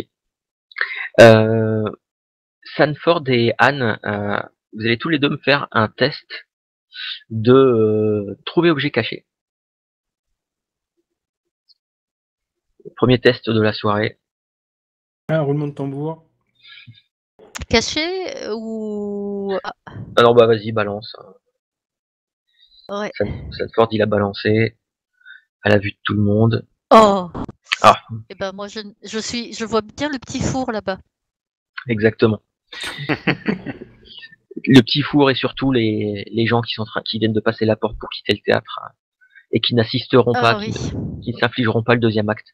Sanford, toi tu remarques deux personnes qui sont en pleine discussion assez animée, euh, un peu à l'écart.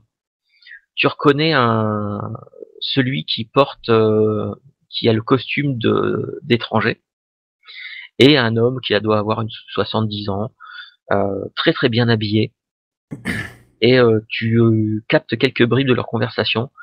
En fait, celui qui a 70 ans, il est énervé. L'autre a l'air d'essayer de le calmer, et de prendre un peu le truc à la rigolade. Et ce que tu réussis à capter comme bribe, c'est que le type le plus vieux euh, reproche à l'autre de ne pas lui avoir de ne pas l'avoir prévenu de ce qu'il allait présenter de sa pièce et que il ferait tout pour que aucun théâtre de Londres ne comment dire ne l'autorise à jouer sa pièce ici. En tout cas, à Londres, il s'arrangera pour que sa pièce soit totalement bannie. Et celui qui est en costume d'étranger, même s'il a enlevé le masque, il a rabattu la capuche, il le prend les épaules et il met les bras autour des épaules, il lui dit mais il a de dire mais voyons mais attendez, là, ce n'est pas fini, vous allez voir, on a perdu quelques spectateurs mais ce n'est pas grave, vous verrez, le bouche à oreille va fonctionner, votre théâtre fera salle comble jusqu'au mois de novembre, ne vous inquiétez pas. Donc voilà, tu captes ce genre d'échange. Ok. Donc Euh, c'était ouais, donc celui qui jouait le rôle de l'étranger, quoi. ouais, Il parlait au vieil homme qui doit être le responsable du théâtre, quoi. exactement. Et bah, si On vous faites, voit sinon ouais. ce fameux réalisateur là, Talbot là. Non, non, non, personne n'a l'air de se, En même temps, on n'a pas vu son visage, quoi. non, non, toujours pas. En tout cas, si vous ne faites rien d'autre, au moins le petit quart d'heure d'entracte se termine et les gens sont invités à retourner s'asseoir. Bon, Anne Clark, est-ce que avoir le courage de subir la suite, la deuxième partie? Moi, mais vous rigolez, j'ai adoré. Regardez, en plus, les petits fours, là, il y en a qui sont fourrés au petit pois, ils sont délicieux. Goûtez. Je vous en ai pris un, et puis comme ça, on peut retourner dans la salle, voir la suite de cette merveilleuse pièce. Ah oui, j'ai hâte. Alors, moi, il y a un truc que j'aimerais bien faire avant de revenir. Ouais. Est-ce que les places sont numérotées? J'ai ma place, enfin j'ai la place dans les mains. Je regarde si elles sont numérotées, donc elles sont. Oui, si elles sont numérotées, ça veut dire qu'elles sont attribuées. Oui, il y a un numéro de rang et un numéro de shell.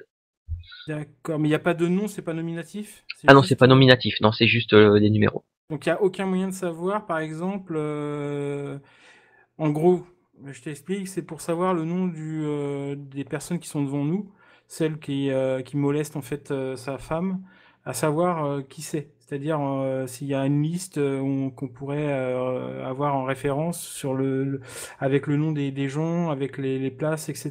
Tu vas retrouver le nom de la personne avec la place. Ouais, le problème c'est que les places n'étaient pas nominatives, Voilà, c'était vraiment que des numéros, donc il n'y a aucun moyen de savoir qui sont ces personnes en fait. Ouais, très très compliqué, ouais. D'accord, ok. Donc je vais aller me servir aussi des petits fours et puis je vais revenir, je vais en foutre dans mes poches parce que je pense que ça va être long. Exactement. Et je vais revenir à ma place. Donc dans le... Quand j'étais à côté de la dame que j'ai discuté avec, est-ce que j'ai remarqué d'autres sévices apparents sur son corps ou pas? Non, t'as rien remarqué de plus, non. Okay. Par contre, je vais faire exprès, quand je vais me placer, de foutre un coup dans la tête du gars qui est juste devant moi, tu vois, en disant « Oh, excusez-moi, pardon ». D'accord, très bien. Ça marche, bah oui, tu lui colles un coup, c'est pas fait exprès du tout, hein. Non, pas du tout, bah non. Bon, ce que vous constatez, c'est que il y a peut-être 15%, 15-20% de la salle qui a disparu. Oui, voilà, c'est ça. Ils sont partis. Ah, quand même, il reste du monde encore. Ah, il reste du monde, ouais. Il reste du monde, hein. Mais voilà, ça s'est un petit peu éparpillé. Et les lumières se rééteignent. L'acte 2, scène 1 débute sur une salle de palais. Au milieu, il y a l'étranger, donc avec son masque. Et un par un, tous les personnages que vous avez vu dans la pièce, donc Cassilda, ses enfants, le prêtre, viennent lui parler. Et chacun l'aborde un peu à sa façon. Donc Tal va être un peu menaçant. Il lui demande en fait il demande à l'étranger de l'aider à prendre la succession. L'autre fils, Uot, lui essaye de conclure un accord, un pacte avec lui, mais avec des termes comment dire, flous.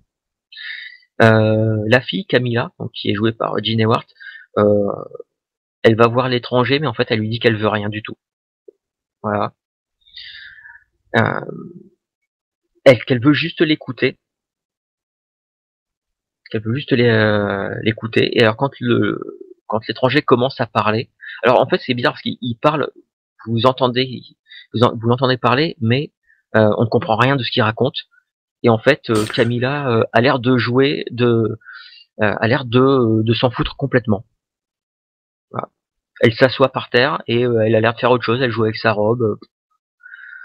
Et enfin, la reine Cassilda s'approche de l'étranger, commence un peu à le menacer, à lui dire qu'il n'a pas le droit d'être ici, qu'il n'a pas été invité. Et puis, son discours commence à se radoucir et elle commence à suggérer éventuellement une alliance avec elle par peut-être un mariage de convenance.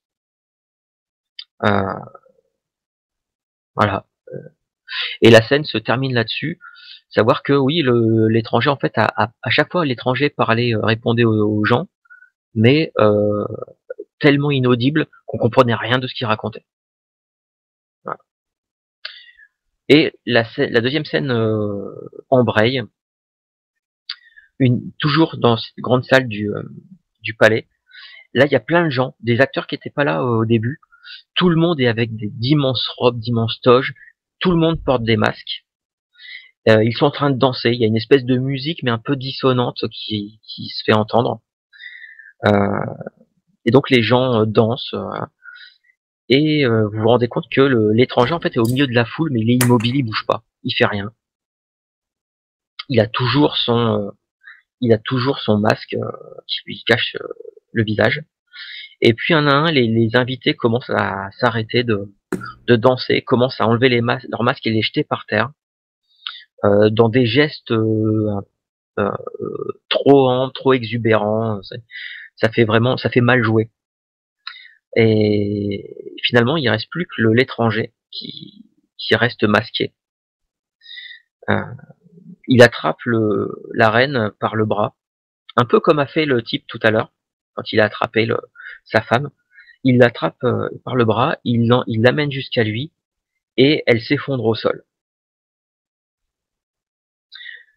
C'est voilà, le truc un peu bizarre. Les gens ont arrêté de danser, regardent l'étranger debout avec la reine Cassilda allongée à ses pieds, sans aucune réaction. Il se passe quelques instants, presque une minute, sans qu'il y ait rien du tout.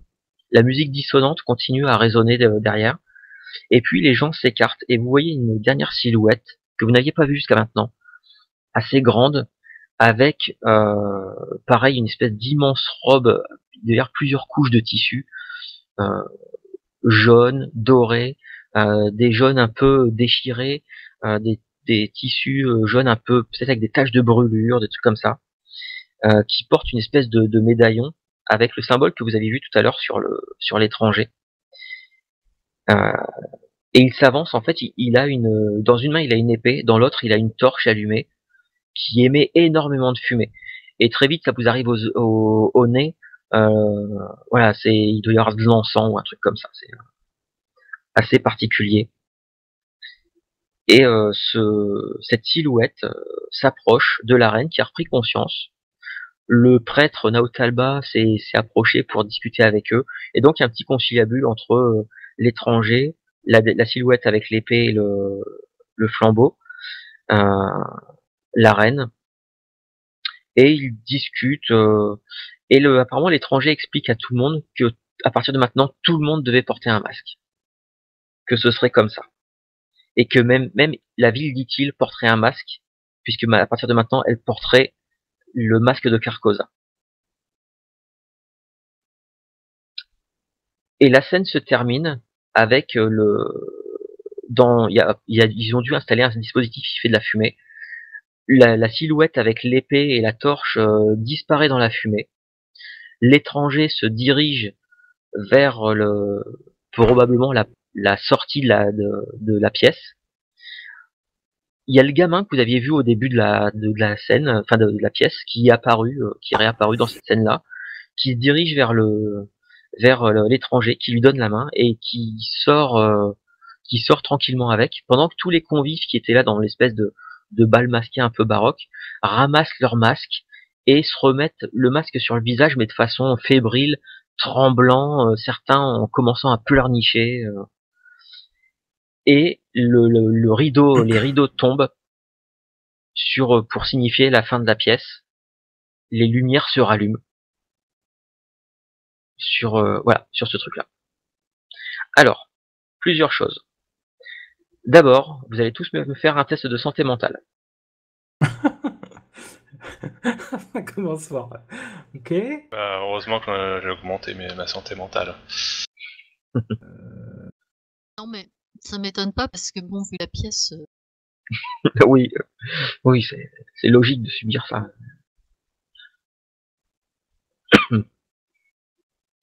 Oh la On peut vache! mettre que les chiffres ils s'affichent en noir sur des. Ah, c'est Ouais. foutu. C'est un Voilà. test J'ai de vraiment c'est un pas test de aimé. pouvoir, de toute façon, non? Oh là là, Lyon, c'est ouais. Ah, merde. Alors, je suis Ça le ne seul va à pas, pas Anne, voir où c'est, moi. Santé mentale? Ouais, Si. Si, Pas c'est loin de vomir en fait, quoi. Pas du si, c'est juste supporter les juste petits sous fours. ton portrait. Ah putain, voilà, je cherchais effectivement. Ouais. Alors, pour ce qui est de Emma, réussite ordinaire, toi tu ne vas perdre que 2 points de santé mentale. Donc pour changer ton score de santé mentale, tu cliques dessus, il s'encadre en rouge, tu rentres ton nouveau score. Pour Sanford, Goldsmith, il va perdre 1 point de santé mentale aussi. Sanford, tu ne vas perdre que 1 point de santé mentale aussi. Par contre, Anne, là ça va piquer. Tu perds 10 Bah points de oui. santé mentale. Oh la vache. C'est bien, j'ai rien fait encore. Ouais, je sais. On a juste vu une pièce de théâtre. Hein. Ah oui, non mais c'est. Non, je l'ai même pas vraiment vu, je dormais à moitié. Un petit four pour essayer de te rassurer. Et non, mais je crois que c'est bon, je crois que c'est les fours qui sont pas passés, je me sens pas très bien. Donc, alors, je vous décris vaguement ce qui va se passer après et je propose qu'on s'arrête là pour la séance de ce soir. Anne, bah, clairement, toi tu vas avoir il va t'arriver quelque chose. Est-ce que tu aurais, plutôt que de lancer les dés pour savoir un peu, est-ce que tu aurais une idée d'une crise de folie passagère qui pourrait te prendre là comme ça? Ça peut être en lien avec la pièce, ça peut être un truc complètement autre chose. Est-ce que tu aurais une idée? Faudrait que je réfléchisse. Après, je n'interdis pas les autres de proposer une idée aussi si vous avez. Je pense que Sinon, je vais faire une aversion une aversion violente, tout ce qui est petit four et viennoiserie pendant tout le reste de ma vie. ou je sais pas, les motifs en jaune.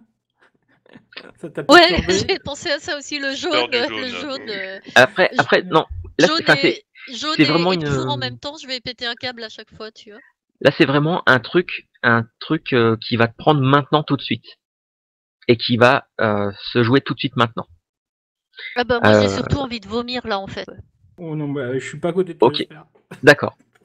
Donc, au moment, donc quand tout s'est rallumé, il y a eu un moment de flottement. Anne, peut-être que vous échangez quelques regards entre vous. Vous voyez Anne sur son fauteuil, les deux mains crispées sur les accoudoirs, et qui d'un seul coup, prise de haut de cœur, se met à vomir, mais tout ce qu'elle peut par terre, sur le siège de devant et tout ça. C'est Non, quand même, je vomis dans mon sac à main, je suis pas. tu J'essaie de garder. là avec. Alors malheureusement, avec une perte de 10 points de santé mentale d'un coup, je pense que tu n'arrives pas à garder un mince. semblant de dignité pour dégueuler partout.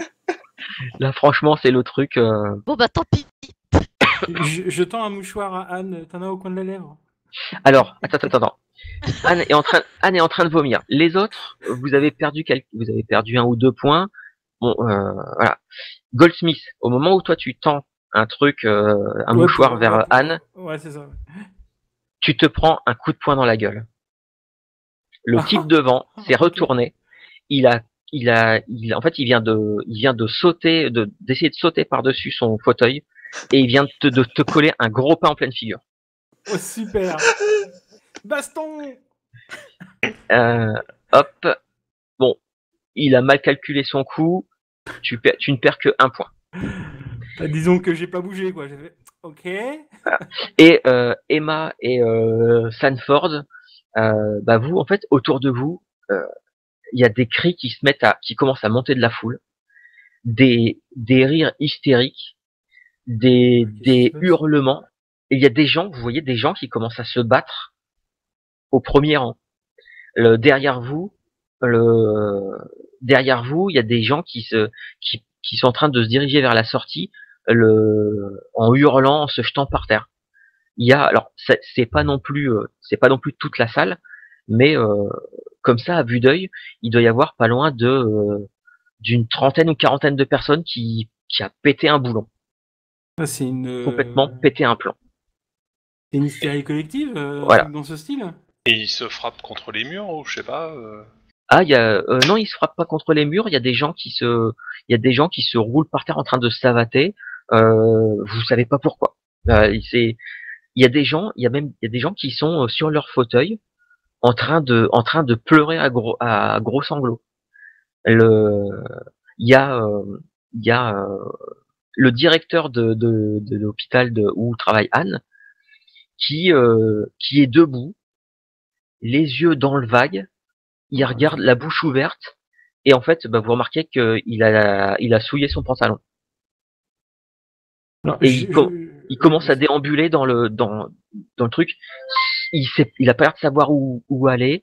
Il est complètement abruti. Je crois que la fumée qui se dégageait de la scène a eu des effets plutôt nocifs sur certaines personnes. Je propose qu'on sorte assez rapidement. Alors, quand je disais qu'on allait arrêter là pour ce soir, on arrête au moment où Emma et Sanford, vous rendez compte qu'il y a des gens qui sont en train de péter un boulon. Goldsmith, toi, tu viens de te prendre un pain. Le temps que tu tournes, tu réalises qui est-ce qui vient de te faire ça. Le type, en fait, il t'a collé un pain et il s'est agrippé à toi. Et il s'apprête à t'en recoller d'autres. Ah il ouais, a le regard, mais complètement enragé. Il veut te tabasser. Et D'accord, ok. Anne finit de vomir son repas du soir, ses petits fours, ses biscuits de son thé et son repas du midi. Ah, la Voilà. vache. Et donc, Puis je crois que c'est même pour quand ça. il y a rien, je continue de vomir, quoi. Voilà. Et donc, on s'arrête là-dessus pour ce soir. Et on reprendra Sur un là-dessus. immense gerbophobe. Voilà, on reprendra là-dessus lors de la prochaine séance. C'est génial. Ma pauvre robe. Ah mon dieu. Pour une fois que je me mettais en robe.